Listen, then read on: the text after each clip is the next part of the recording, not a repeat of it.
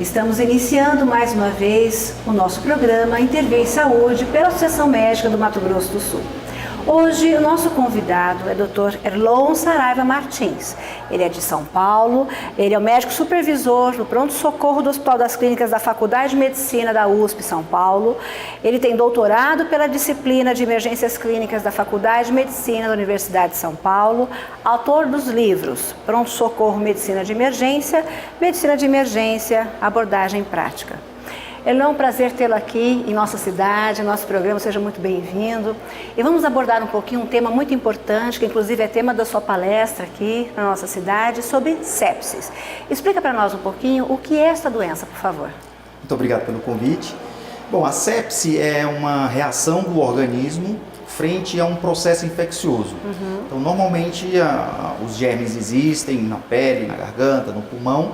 E quando o germe ataca o organismo e o organismo tenta se defender, mas também destruindo o próprio organismo, a gente chama de sepse. Quer dizer, uma infecção com já uma disfunção de algum órgão. E a sepsis é a mesma septicemia que era chamada antigamente? É a mesma nomenclatura? Não tem diferença? Como é? O termo ele se universalizou no mundo como o nome de sepse, mas algumas pessoas ainda chamam de septicemia ou paciente séptico, mas o termo mais correto é sepsis, mas usar septicemia também não está incorreto, não.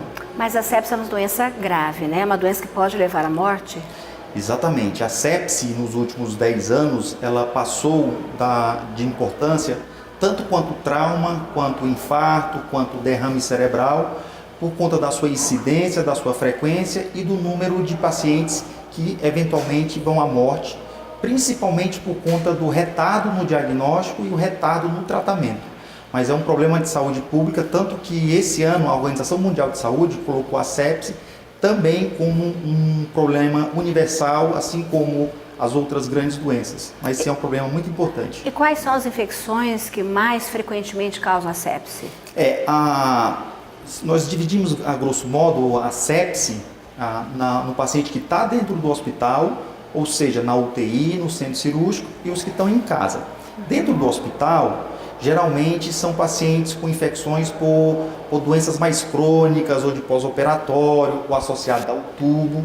E aí são as bactérias muito agressivas. De casa, as condições mais frequentes são a pneumonia, a infecção urinária, as infecções cutâneas, junto com infecções que não se tem um local que se saiba. Mas, sem dúvida, pneumonia, infecção urinária e infecções de pele são as mais frequentes na comunidade. É muito comum, às vezes, a bactéria ela entrar no nosso organismo e ela não localizar, ela fazer direto a sepsis? Exatamente. Em muitos pacientes, eles começam com febre, dor no corpo, mal-estar, de repente começa a ficar confuso, a pressão cai e vão para o hospital. A gente não acha no pulmão, não acha na urina, e a infecção ela foi direto para a corrente sanguínea. Não se sabe o foco dessas situações. Os pacientes mais acometidos são os pacientes que têm doenças crônicas, só os hospitalizados, ou também o paciente que está em casa também pode fazer sepse? Isso aí é realmente uma pergunta de grande importância, até para a população não assustar. Normalmente a sepse ela tem um componente de gravidade associada às doenças de base. Então, os pacientes muito idosos, os pacientes com câncer, pacientes com doenças crônicas de pulmão já mais avançadas, condições mais debilitantes. Essas são as pessoas que mais evoluem com gravidade. É muito raro ou pouco frequente pessoas jovens, sem comorbidades, desenvolver um quadro de sepse ou de choque. Mas pode acontecer, mas é menos frequente. E quais são os sintomas, normalmente, que uma pessoa pode identificar, que pode ser um sinal de sepse, por exemplo? Uma pessoa leiga pode tentar identificar ou só um médico consegue isso? Até para o médico, existe uma campanha, tanto aqui no Brasil quanto fora, de sensibilizar a própria classe médica a pensar na sepse. É uma pergunta realmente muito difícil até para a própria classe médica. Mas para a população, o mais importante é, frente a um quadro de febre, mal-estar, desconfiar que o processo é mais grave quando a pessoa começar a não falar coisa com coisa, ficar confusa, ou de repente ficar sem querer acordar, ou a pressão caiu muito, ou a mãozinha ficar fria, azulzinha, né, que a gente chama de cianose. Essas são as situações realmente que são de maior gravidade e deve se levar no pronto-socorro. Isso seria quando ele já chega, por exemplo, a um choque séptico? Exatamente, porque o processo da sepse, ele começa com a infecção, o organismo reage à infecção e de repente ele não consegue debelar. Então, o ideal é que a gente diagnostique quando o organismo está tentando matar o organismo, mas a pressão ainda está boa, a pessoa não está tão ruim. Porque o processo é exatamente esse, demora no atendimento, demora no reconhecimento, aí a gravidade aumenta, a pressão cai, e aí a gente chama de choque séptico, aí a mortalidade é 80%, 90%. Sabe, Erlon, eu assim, hoje estou um pouquinho afastada da emergência, mas eu sou neuropediatra e antigamente nós pegávamos muito meningites graves. E eu peguei vários casos, a criança fazer choque em casa. Foi dormir bem, mamãe deu mamar, colocou para dormir. Quando a mãe vai ver de madrugada, a criança está cianótica, já uma situação grave, a mãe assusta, em choque. Eu já peguei vários casos assim. Você ainda vê muito frequentemente isso hoje. A meningite diminuiu muito, graças a Deus, né, por conta da vacinação.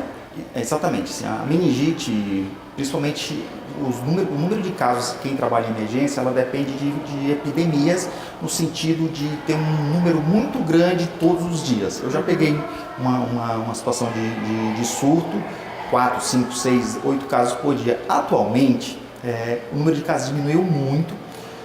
Sem dúvida, a vacinação para influenza, a vacinação para pneumococo reduziu bastante. Para meningo, né? Mas ela ainda existe e é uma coisa muito preocupante porque normalmente o médico tem que pensar na meningite e tem que fazer o diagnóstico antes que o paciente chegue nessa situação.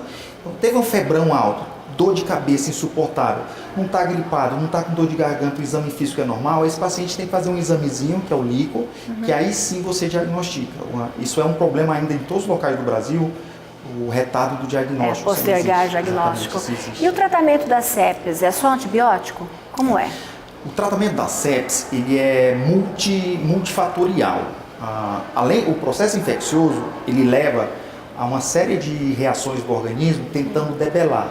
Então perde líquido, a pressão cai um pouquinho, a pessoa fica um pouco desidratada. Então o foco mesmo da sepsis é dar um antibiótico de amplo espectro, um antibiótico bom na veia, correto? Junto com uma quantidade de soro na veia muito rápida nas primeiras 3 horas. Esses dois formam o pilar da sepsis. Fazer uma reposição de soro rápida junto com antibiótico, de preferência na primeira hora. Até semana passada saiu um dos maiores estudos publicados até hoje, uma revista a melhor que existe, que é o New England, mostrando que a cada hora que você retarda o antibiótico, a cada 1 hora aumenta em 4% a chance de morte. Mostrando o quanto é importante diagnosticar e rapidamente dar um antibiótico. E qual é a incidência da morte na sepsis? A sepse, a grosso modo, ela chega a ter uma mortalidade em torno de 30% e no choque séptico pode chegar a 80%, 90%. Isso é uma média. A média das UTIs do Brasil está em torno de 55%, está acima do mundo. Mas aí nesse 55% de mortalidade no Brasil hoje, precisa diferenciar aquele que veio de casa, que aí a mortalidade é menor, 10, 20%, daquele que já está internado, já está com catéter, está com tubo, esse é um pouco maior. Ok. E como prevenir a sepse? Me diga assim, vacinação, o uso racional de antibiótico. Explica um pouquinho pra gente sobre isso, por favor. A sepse, a grande importância dela hoje em dia são duas coisas. Uma, a classe médica, os hospitais, os postos, pensar em todo paciente que chega. Educação, porque já está provado que quanto mais cedo você diagnostica, a mortalidade cai muito. E a segunda coisa é tentar evitar uma série de, que a gente chama de iatrogenias, quer dizer, coisas ruins que os profissionais da saúde fazem com os pacientes. Por exemplo, internar sem precisar, ficar mais dias internado do que precisa, fazer procedimentos invasivos, que é passar catéter sem precisar. Por exemplo, antigamente, todo paciente internava, aí passava uma sonda. Hoje em dia, por exemplo, no nosso hospital, você precisa explicar e provar por que precisa passar uma sonda, porque são procedimentos que a gente chama de iatrogenias, quer dizer, invasão do paciente sem ele precisar. Certo. Mas envolve também, assim, como a sepse ela é uma consequência a uma infecção, tem a infecção da barriga, tem a do pulmão, tem a da pele. Em cada infecção você tem alguma maneira de prevenir ou de amenizar. Certo. Mas eu acho que o grosso mesmo, que é a campanha mundial, é sensibilizar a classe médica, os hospitais, de que sepse é importante, é frequente, que mata, e que o que se mostrou mais efetivo no mundo foi identificar precocemente, tratar precocemente, porque isso reduz muito as complicações e até para nós profissionais da saúde, nós iremos reduzir os custos para nós mesmos, porque quando você pega a sepse no início e trata, o paciente evolui bem.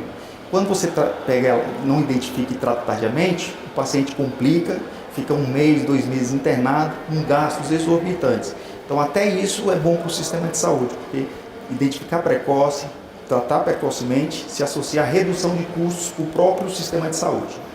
Muito bom. Muito obrigada por sua entrevista. É um prazer ter aqui em nossa cidade, nossa associação médica. E a você, espectador, dê a sua opinião, dê a sua sugestão, mandando um e-mail para a mms@eventostv.net. Obrigada.